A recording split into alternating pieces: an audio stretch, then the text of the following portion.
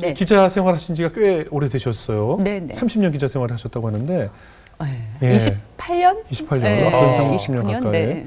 처음에 보니까 그 경력을 보니까 이제 보그라는 패션 잡지에서 처음 일을 하셨나 봐요. 네네. 아, 그 패션 쪽에도 좀 관심이 있고 그 당시에 좀 어떤 기자로 출발을 하셨어요?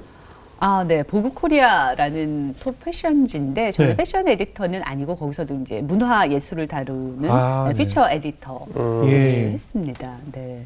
그래서 뭐 그때도 뭐 정말 저는 제 인생의 거품 시대라고 이야기를 해요. 유명 인사들과 늘 뭐 파티와 네, 화려함 속에서 네, 연예인들 늘 촬영하고 네, 인터뷰하고 예. 정말 그 트렌드의 최전선에서 가장 고급스러운 글을 쓰는 사람이라는 예. 네, 그런 거품 시대에 굉장히 교만한 자였어요. 예. 네. 그리고 워낙 그 완벽주의 성향이 강하다 보니까 예.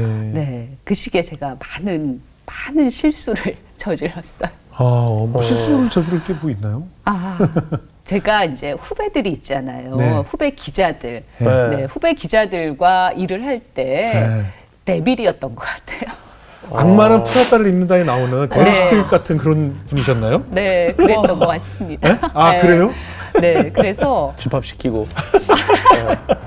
아주 깐깐하게. 네, 뭐 집합보다는 네. 이제 글을 쓰는 사람들은 다 굉장히 예민하고 자기 세계가 있기 마련인데 네. 저는 좀 독재자였던 것 같아요. 그래서 아. 후배들이 이제 글을 딱 써가지고 가고 제가 데스킹을 해야 되니까 그러면 그렇게 빨간 펜으로 다 그어대고 네, 계속 크리틱을 네. 강하게 한 거죠. 네. 또 어떻게 보면 너무 잘 써와도 안 되고 너무 못 써와도 안 되는 거예요. 후배 입장에서는 너무 못 써오면은 막 이러고 또 너무 잘 써오면 잘 써. 잘 써온 후배들은 몰라요. 어떤 글은 너무 잘 쓴 거예요. 네. 그럼 제가 너무 그게 질투가 나는 거예요. 그렇구나. 네, 그러니까 시샘이 났던 것 같아요. 그래서 이제 그러면 그거를 책상 서랍에 넣어두고 빨리 안 주는 거예요. 한 2, 3일을 또 묵혀요. 그러면 이제 쓴 간절히게, 사람은 네. 속이 바짝바짝 타거든요. 내가 뭘 잘못했나. 네. 아무튼 그랬던 것 같습니다. 못된 상사였네요. 네, 그러니까 맞추기 힘든 사람이었었고, 네, 그리고 이제 근데 저 자신의 일 자체는 굉장히 프로페셔널하게 했기 때문에 네. 일로서는 후배들을 굉장히 존경한다라고 예. 얘기는 하지만 가까이 함께 일하는 동료, 함께 일하는 사람으로는 선배는 이상한 사람이에요. 네, 라고 했었어요. 당시에 굉장히 월커홀릭으로 사셨나 봐요. 워커홀릭, 와. 나르시스트. 네, 그럼 그랬죠. 회사에서 좀 외롭지 않습니까? 보통 이제 그런 네. 딱 너무 전형적인 저는 외롭죠. 지금 메릴 스트립 얼굴을 떠올리고 있는데 그런 분이 회사에 계시다고 하면 근데 네. 밥도 웬만하면 좀 따로 먹고 그렇지. 회식 자리에 불러도 오늘 저 집에 저 제사가 있어서 이러고 뭐 가거나 이런 분위기일 것 같은데 약간. 네, 맞아요. 메릴 스트립이 예. 보면 이제 스테이크를 예. 이렇게 피 흘릴 스테이크를 자기 책상 위에서 이렇게 혼자 막 먹잖아요. 먹거든요. 네네. 네. 그럼 굉장히 그건 어쨌든 권력의 상징이고, 그렇죠. 예. 외로운 권력의 상징이지만 저는 뭐 그렇게 사치스러운 인물도 아니고 그 네. 외로움만 가득한 거죠. 네, 그래서 그때 어쨌든 네, 혼자서 밥을 많이 먹었어요. 식당 가서 진짜 많이 먹고요. 정말이었네. 혼자 많이 먹고 네. 이렇게 회식 자리 같은 데 가잖아요. 네. 그러면 제가 늦게 오면 네. 좀 이렇게 조금 늦으면 네. 누군가가 이렇게 자리를 비켜줘야 되잖아요. 예, 예, 이거를 예. 잘 안 비켜주는 거예요. 그러니까 암묵적으로 네, 그런 식의 거부감을 표현하는 거죠. 네. 아니면 그냥 예의가 없었던 거였나? 어쨌든 저는 그렇게 느꼈고 네. 제가 굉장히 거부당하고 있구나. 음. 네. 그러니까 존경을 받으면서 거부를 그러니까 가까이 하고 싶지 않은 그런 사람이었던 것 같아요. 존경도 안 했을 수도 있어요. 아니에요. 그러니까 그것만은- 무서운 상사인데 월커홀릭으로 네. 모든 주로 야근도 늦게까지 하셨을 테고 찜질방에서 계속 명절인데도 찜질방에서 가서 자면서 무슨 회사 근처에서 그냥 네, 회사 근처에서 그러니까 무슨 주변에서 퓰리처상 받으려고 그래? 막 네. 이랬거든요. 약간 시샘도 있었겠다. 너무 잘하시고. 어린 기자였을 때는 좀 입사했을 때는 네. 시샘도 많이 받았겠어요. 그렇죠. 혼자 네. 월등했을 것 같아요. 잘하는 기자였을 것 같아요. 네. 네. 그러다 그래서 보니까 이제 코가 나와. 네, 있어요. 네. 코 푸는 거 다 편집하거든요. 네.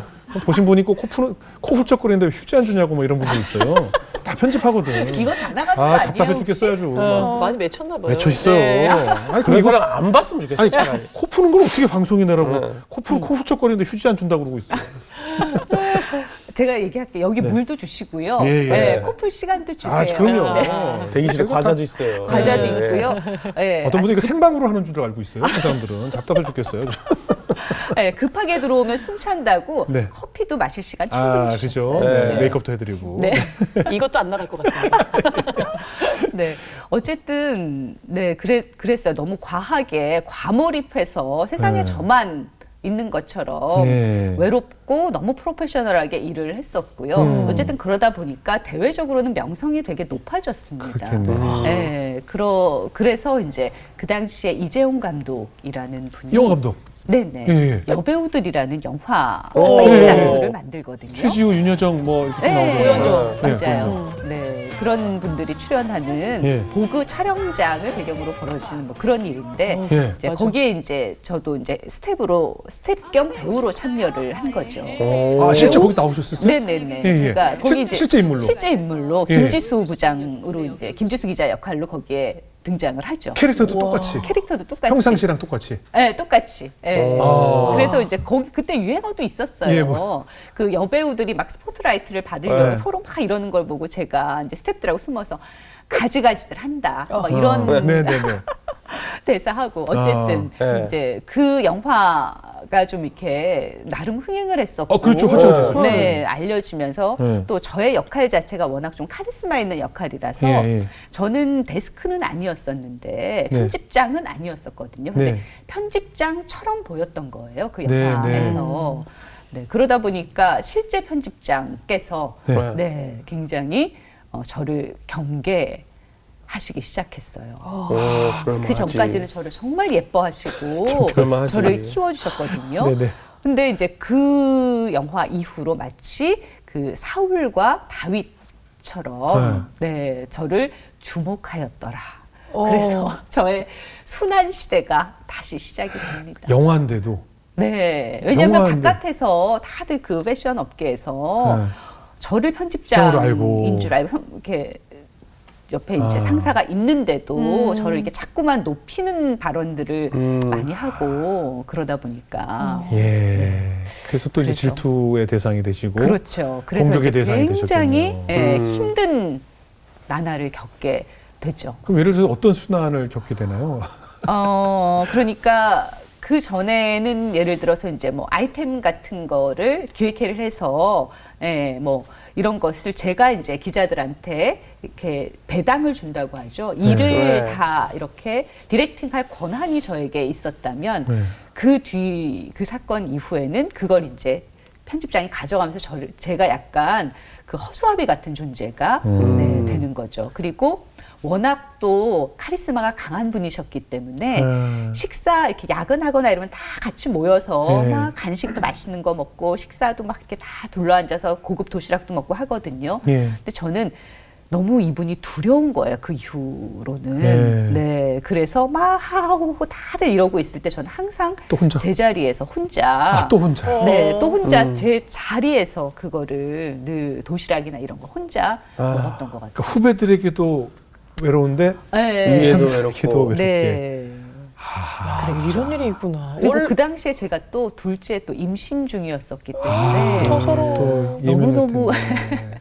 여러 가지로 다 두산 매거진. 네, 있나요? 네, 예. 네. 이광걸 장로님 아세요? 알죠. 잘 알죠? 예. 이광걸 형님이 여기 매회 보십니다, 이 방송을. 아 그래요? 네, 이광걸 국장님 네. 덕분에 저를 항상 격려해 주셔서 네. 네, 제가 광걸이 형, 예. 네, 그 눈물의 시간을 잘 견딜 수 있었어요. 그래서 제가 뭐 두산 매거진 돌아가는 건 대충 좀 예, 알고 있죠. 예. 그러시군요. 네. 그러면 그렇게 이제 외로운 상황에서 이제 의지할 곳이 없잖아요. 네. 어떻게 하나님께 기도하셨어요? 그런 하나님께 외로운 지수에게 하나님이 어떻게 찾아와 주시던가요? 네. 그 외로운 지수가 네. 네, 어떻게 이 외로움을, 이 고난을 좀 이겨내 보고자 발버둥을 쳤을 때, 네. 그때는 일단 하나님께서 저에게 문을 닫으셨어요. 어. 네. 그래서 그 회사를 결국은 나오게 돼. 더 이상 버틸 수가 없었어요. 끝까지. 예. 저는 그 회사를 다녀야 됐었거든요. 네, 왜냐면은 제가 그때 이제 보모까지 해서 5명, 네, 네, 네. 5명, 아이 둘째 낳았으니까 5명을 부양해야 되는 네. 입장이었었는데, 그 데스크가, 네, 이제는 같이 일할 수 없다고 계속 밀어내기 와. 때문에 정말 눈물로 하소연을 했는데 나올 수밖에 없었어요. 그 영화 괜히 찍은 거네요, 결론적으로는. 그니까. 네. 네, 어쨌든 근데 다 그 이유가 있잖아요. 그렇죠, 그 그렇죠. 상황마다. 네, 네. 네. 그래서 그 회사를 나오게 됐습니다. 나와서 거의 이제 그 청담동 일대를 제가 그때는 그 업계에 제가 웃음거리가 됐다고 생각을 했어요. 아, 내쳐졌다. 그렇죠. 웃음거리가 됐기 때문에 네. 그 다른 매체에도 재취업을 하기가 어려운 상황이었었고 예. 그때 네. 몇 살이셨어요? 그때가 45이었기 아, 때문에 재취업을 할 수 있는 나이가 아니네. 아니죠. 나이가 애매하죠. 네. 네. 그래서 계속 앞을 보고 걷지를 못했던 것 같아요. 바닥만 보고 걸어 다녔어요. 누가 나를 알아볼까 봐. 네. 그리고 하나님, 저 몇 층까지 떨어져야 돼요? 지하 몇 층까지 떨어져야 돼요? 아. 네. 그랬거든요. 예. 그런데 그렇게 7개월을 딱 보내고, 예. 네. 네. 어느 날, 네, 제가, 그 새로운 터전으로 입사를 하게 됐어요. 오. 네. 근데 이제 그 있는 동안 7개월의 시간도 실업 기간이죠. 이제 네. 실업급여를 받다가 그것도 끝날 딱 그 시점이었었고요. 네, 네. 제가 여러 군데 이력서를 넣었어요. 네. 실업급여를 받으려면 또 이제 그걸 계속 이력서를 제출해야 되니까. 근데 늘 리젝 당했어요. 나이가 너무 많다. 예. 그리고 예. 오히려 제가 가지고 있던 이전의 경력이 너무 높았기 때문에 그렇죠, 그렇죠. 이걸 받아줄 수 있는 데가 없었어요. 그렇죠. 네. 그런데 조선비즈라는 조선미디어 그룹 회사에서 네, 처음에는 저를 리젝을 했었거든요. 네. 네. 저는 당연하다고 생각했었어요. 그런데 네. 갑자기 전철을 타고 어디에 가는데 전화가 온 거예요. 그 당시에 대표이사가 이력이 굉장히 독특하니까 네. 한번 전문 기자 같은 형식으로 들어오면 좋겠다. 네. 그렇게 해서 그 새로운 생활이 시작이 되죠. 근데 사실 그게 그 조선 미디어 역사상 없었던 일이에요. 그렇겠죠. 네. 그 잡지 매체에서 신분으로 이 나이, 그 45세 나이로 이동하는 경우는 있을 수가 없는 일이었는데 네. 그렇게 불가능한 일이 일어났어요. 그렇죠. 와. 네. 하나님께서 새로운 터전으로 이제 광화문 시대, 제가 이제 보그가 있었던 그 노년동 청담동 시대, 예. 노년동 시대가 있었다면 제 커리어에서 더 넓은 광장인 광화문 시대로 저를 이끌어가기 위해서 이 모든 과정이 있었던 거예요. 예. 그럼 거기서 이제 인터스텔라가 탄생하는 건가요? 그렇죠. 아, 그렇지. 네. 그럼 어떻게 아이디어가 본인 아이디어였나요? 뭔가를 이제 입사를 했으니까 네. 제 몫을 해야 되는데 네. 너무너무 다른 곳인 거예요. 네. 뭘 해야 될지, 그리고 마치 정말 배낭 메고 노트북 배낭 메고 백의종군 한 것 같은 기분이었었거든요. 네. 그래서 무언가를 하자. 그럼 잘하는 걸 하자. 내가 잘하는 게 뭐지? 인터뷰지. 그럼 인터뷰를 하자. 네. 네. 라고 해서 이제 김지수의 인터스텔라라는 딱 타이틀을 달고 네. 그때부터 시작을 한 거죠. 화제 인물들을 찾아서. 네. 근데 만만치 않았어요. 정말 그렇겠죠. 처음에는. 네. 그렇죠. 왜냐하면 문법이 완전히 달랐어요. 그럼요. 잡지의 문법과 그렇죠. 네, 이렇게 커뮤니케이션 하는 그 문법과 그렇죠. 이 신문의 언론사랑 다르죠. 네, 언론사의 엄청나게 많은 예. 대중을 상대로 하는 이 문법이 완전히 다른 거예요. 저 회사마다도 문법이 달라요. 네. LG 삼성 다르고 그렇죠. 현대 기아 다르고 다 사마다 다르고 CBS STS도 아마 다를 거예요. 이 그렇죠. 문법이 다 다르고. 네. 예. 그리고 특히 이제 지금 말씀하신 것처럼 같은 뭐 잡지사, 언론사 비슷할 것 같지만 다르고. 네. 처음에 종편 생겼을 때 네. 거기 언론사에 있던 분들과 방송하는 분들이 같이 만났는데 서로 말이 안 통한다고 그런 얘기를 했거든요. 그러니까 언어가 완전히 완전히 다르죠. 다르고 네. 그래서 정말 여기서는 보고에서는 정말 화려한 오페라 무대에서 딱 그 커튼이 딱 열리면 막 오페라를 부른다거나 발레를 추는 이런 느낌이었다면 네. 극장의 객석에 다 앉아 있잖아요. 네네. 네, 독자들이 오프라인 매체니까. 네. 근데 여기는 광장에서 그렇죠, 엄청 큰 광장에서 제발 내 말 좀 들어주세요 하고 떠드는 네, 그런 느낌이셨군요. 그런 느낌이었고요. 예. 그리고 쓰는 근육도 완전히 달랐고 네. 여기는 거의 전투적인 근육을 써야 했었어요. 네. 근데 어쨌든 저는 제가 가진 본질은 아름다움과 네, 좀 아름답게 표현하고자 하는 이런 의지는 하나님께서 늘 주셨기 때문에 그래도 이제 인터뷰가 다른 기자들과는 좀 다르게 네. 나만의 색깔이 또 있어야 하잖아요. 네, 네. 그것이 있었기 때문에 이제 김지수 인터스텔라가 오랫동안 관심을 받게 되었는데 네. 어떤 본인이 좀 스스로 노력을 한 점이 있었습니까? 나는 네, 어떻게 좀 아름답게 글을 좀 담아야겠다 뭐 이런 생각을 하셨었나요? 그렇죠. 저는 한 사람을 표현하려면 네. 그 정도의 시간을 들여야 된다고 생각해요. 누군가를 알기 위해서는 어떤 지식을 내가 배우기 위해서는 네. 시간이 필요하다고 생각했어요. 네. 그래서 러닝 타임이라고 하죠. 예. 롱스토리의 기사가 그때까지는 그렇게 흔치 않았어요. 예. 네, 한 인물을 탐구하기 위해서 그렇게 12,000자 정도의 거의 단편소설 가까운 분량의 12,000자 정도의 글이 온라인에 나온다는 것은 굉장히 희귀한 경우였었어요. 그러네요. 네. 근데 저는 그런 시간을 쓰는 사람도 들여야 하고 읽는 사람도 들여야 한다라고 생각을 해서 그렇게 롱스토리에 깊이 있는 기사를 쓰기 시작했고요. 네, 그리고 또 이제 그 오프라인하고는 다르니까 디지털 독자는 스크롤이 멈추면 안 돼요. 계속 내려가야 하니까 네. 이 호흡과 리듬과 이런 것을 계속적으로 네, 이렇게 부여하면서 글을 써야 돼요. 계속 리드미컬하게, 계속 흡입력 있게 이 그렇죠. 흡입력을 놓지 않도록. 그래서 이제 대화 형태의 마치 드라마 대본 같은 느낌의 어떤 프로스를 네, 제가 개발을 한 거죠.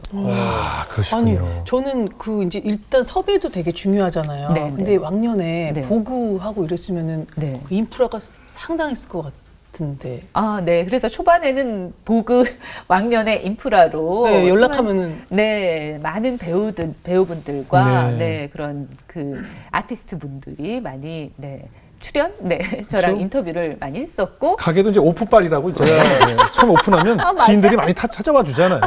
오픈빨 때 살아남으면 쭉 가는 거고 거기서 약발이 없어요. 금방 문 닫는 건데 이제 오픈빨로 이제 해주는 거죠. 이게 적재적소 어쩜 이렇게 멘트를.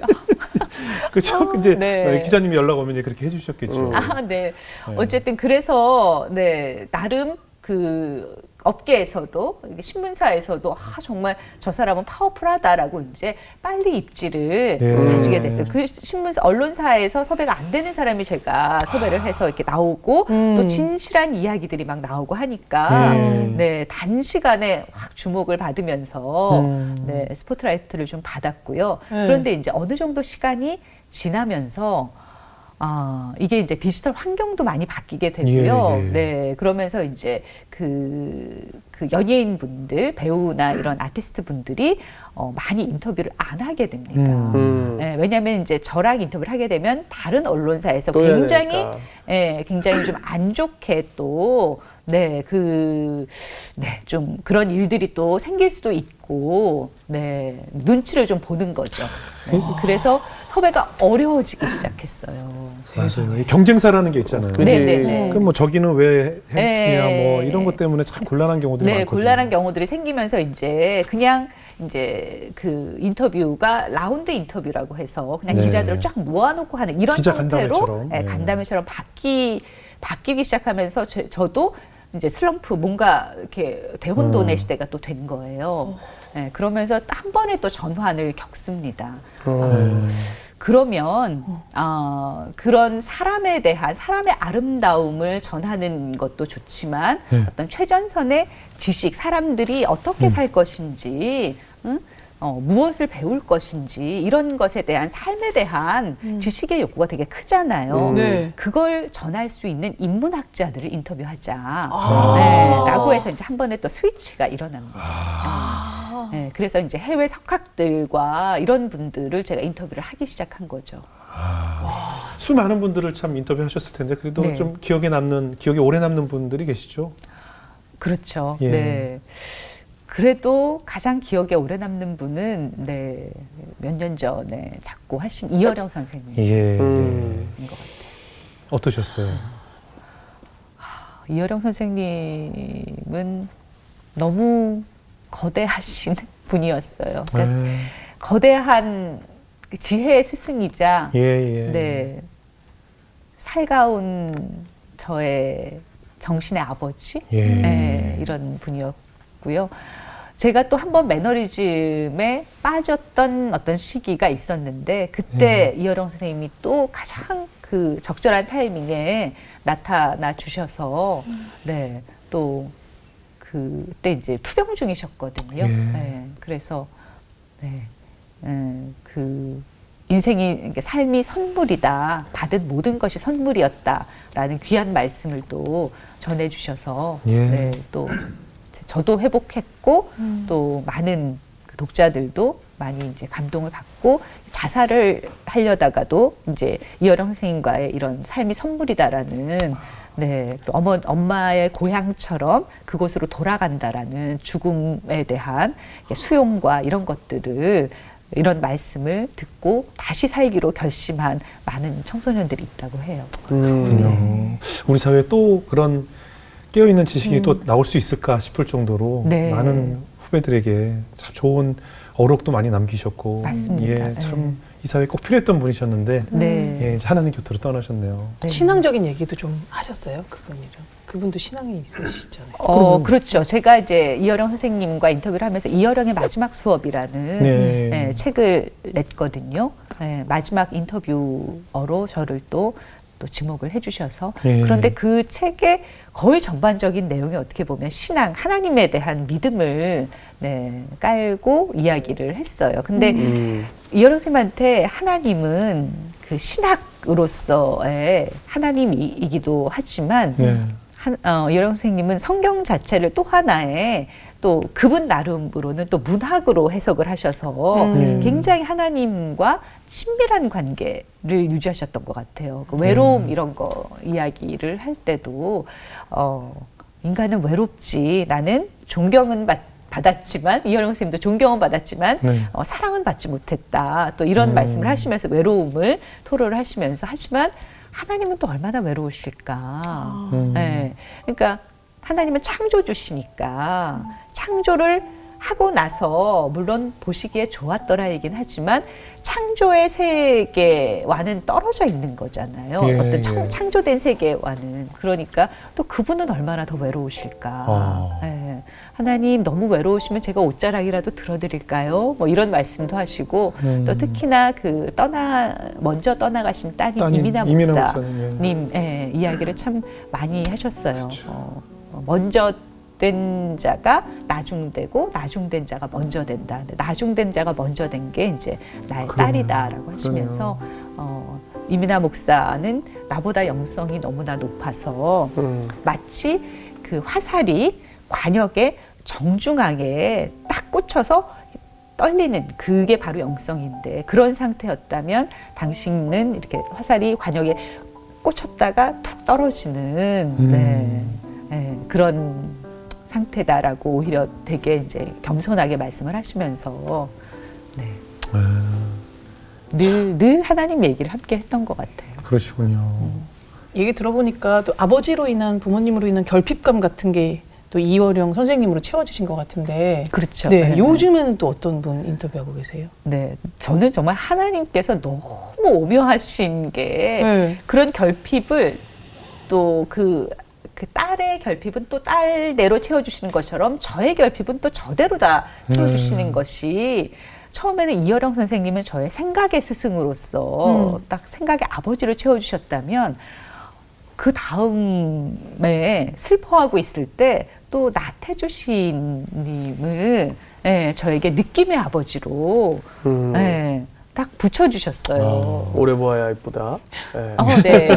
오, 안해. 네, 자세히 보아야 예쁘다. 오래 보아야 사랑스럽다. 너도 그렇다. 네. 짧게 네. 합니다. 예. 여기서 하나 그게 주워들었네. 하나님께서 또 해주시는 말 같거든요. 너도 그렇다 이런. 네, 그래서 나태주 선생님과 또 이제 또 인터뷰 작업을 쭉 하면서 계속 공주로 왔다 갔다 하고, 네, 그러면서 계속 시인님께서 막 풍성하게 올 때마다 먹거리를 막 엄청나게 또 챙겨주시거든요. 막 식당 같은데 맛있는데 데리고 다니면서 배불리 계속 먹이시고, 그러니까 지친 저를 먹이시고 챙기고,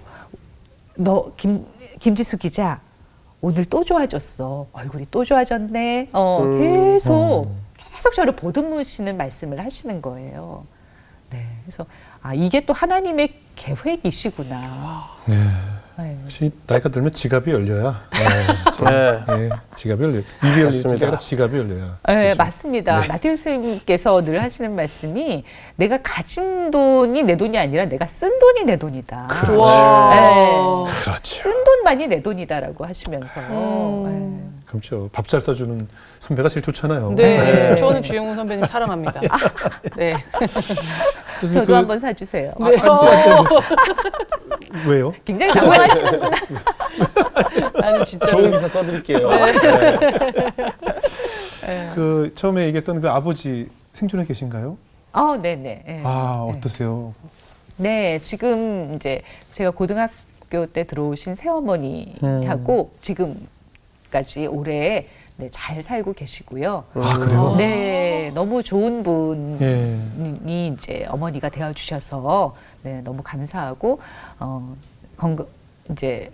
건강하게 잘 계셨는데 최근에 이제 치매가 좀 오셔가지고 네, 좀 마음이 아파요. 이렇게 전화를 서울에 한번 오셨는데 전화를 했는데 어디 경기도 어딘가에서 계속 헤매시는 거예요. 네, 밤에. 그래서 제가 제발 택시 타고 오시라고. 그러면 알겠다고 하면서 끊고 또 다른 어딘가로 헤매시는 거예요. 그러니까 저는 그런 기억이 계속 어딘가 이분이 헤매는 것 같은 그런 게 좀 마음이 아파요. 네. 그리고 어쨌든 아직 하나님 영접을 못 하셨기 때문에 그러니까 어떻게 보면 헤매시는 거 아니겠어요. 계속 어두운 곳을. 그래서 하나님을 이제 영접을 하시고 그 헤매지 않고 밝은 곳으로 오셨으면 하는 또 바람이 있습니다. 아버지에게 받았던 상처는 많이 좀 해결이 된 것 같으세요? 이제는 된 것 같아요. 네. 많이 힘들었어요. 정말 한 30대, 40대까지 그 상처가 계속 아물지 않고 이렇게 분노감 같은 게 있었었는데 하나님께서 이제는 만져주시고 또 회복시켜 주셨어요. 어떻게 명 기자, 명 인터뷰로서 이렇게 처음 보는 분, 또 저명인사들의 마음을 열어야 그분들의 솔직한 이야기를 좀 이끌어낼 수 있는데 뭐 따로 비법 같은 게 있으신가요? 다른 비법이요?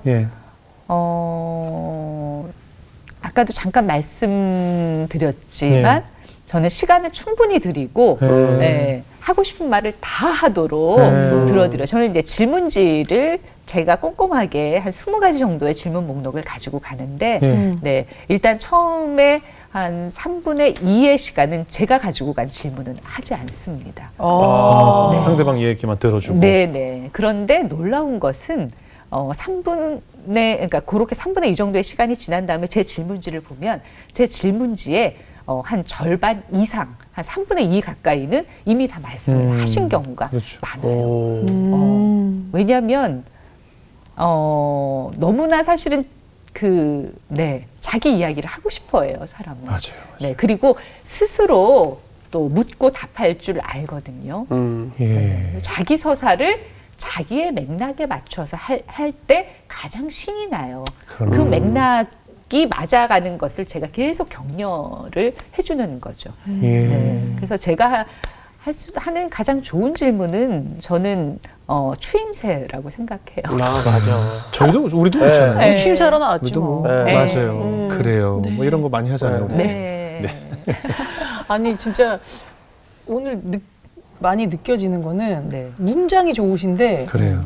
문장이 너무 깊게 좋으니까 말도 문장 같아요, 진짜. 아니 사실 언뜻 보면 이렇게 톤 조금 다른 오미 선배님 같아요. 나 계속 그런 이미지가. 생각했어. 목소리도 예, 똑같아. 오미 선배님 같은 느낌이 네, 들거든요. 오미님 목소리 같다는 얘기를 많이 들었어요. 예, 딕션이나 이런 게 조금 비슷해져서. 네. 그냥 이성미 선배님 같은 느낌.